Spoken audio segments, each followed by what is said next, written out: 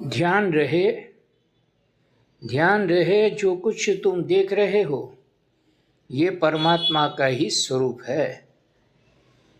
तुम्हारे हृदय की मलिनता, अभक्ति अथवा भ्रांति से ही ये भिन्न रूपों में भास रहा है। इसलिए क्रिया की तो बात ही क्या, संकल्प से भी किसी का तिरस्कार मत करो। जो तुम्हारे सामने आवे उससे इस प्रकार व्यवहार करो मानो परमात्मा ही तुम्हारे सामने बेस बदल कर आए हो। शांत रहो, अत्यधिक शांत रहो। विचार करो कि प्रलय में भी मेरा चित्त अक्षुब्ध रहेगा, क्योंकि वो परमात्मा से युक्त है। जो कुछ परमात्मा की ओर से आए प्रेम से उसका स्वागत करो।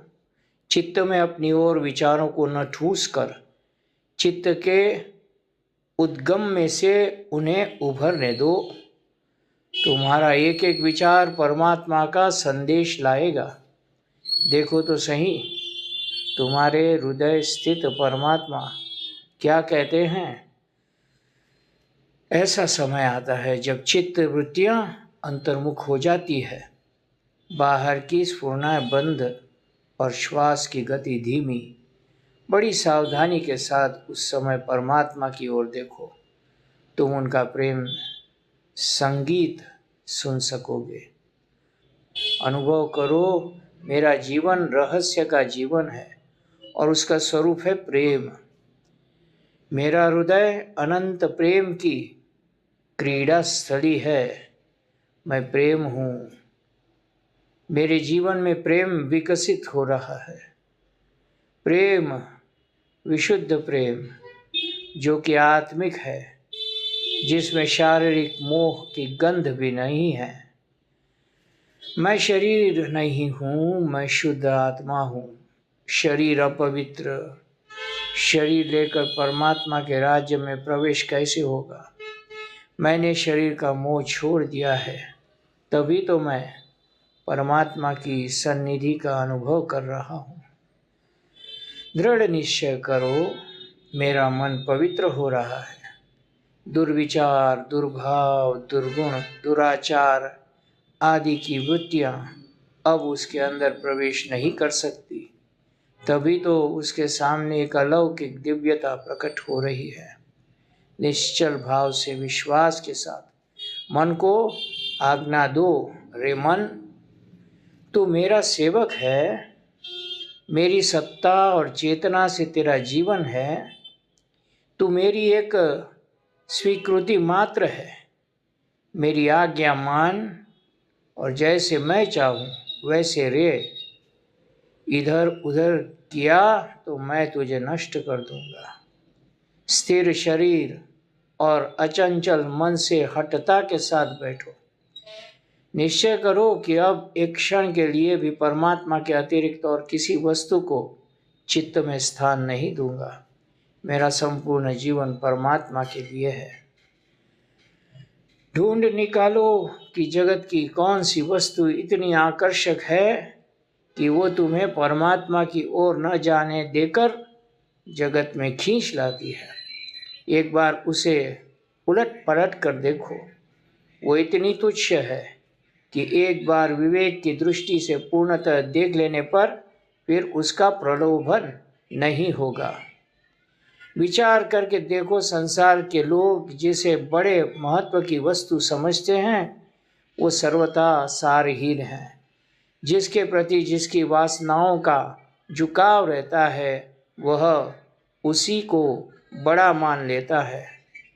जब तुम मोह का पर्दा फाड़ कर देखोगे तब जान सकोगे कि वो तो बच्चों के खिलौने से अधिक महत्व नहीं रखता। तुमने निश्चय पूर्वक वो पर्दा फाड़ दिया है, ऐसा अनुभव करो। यदि सचमुच तुमने अपने जीवन को महान बनाने का निश्चय कर लिया है तो तुम्हारी महत्ता में कोई संदेह नहीं, परंतु उसके लिए अपेक्षित साधन सामग्री एकत्र कर ली है क्या।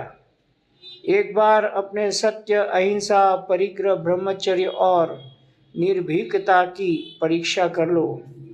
साधन जुट जाने पर साध्य स्वयं तुम्हारी सेवा करने लगेगा।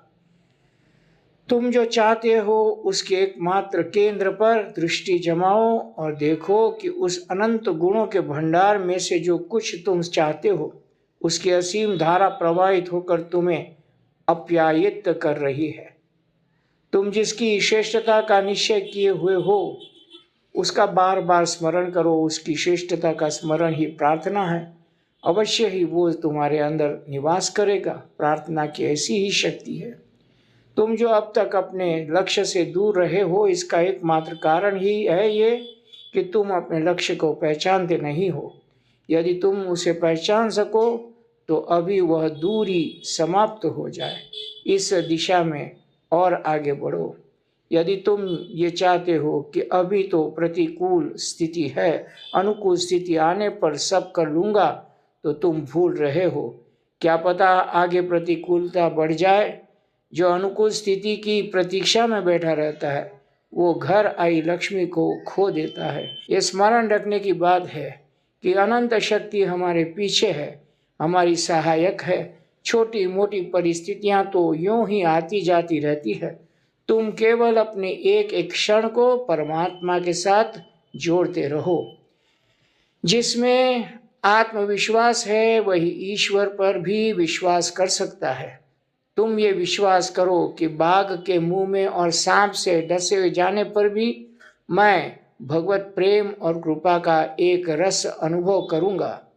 भगवान प्रेम परवश है, उनकी मूर्ति कृपामयी है। वे माता से भी अधिक दयालु है।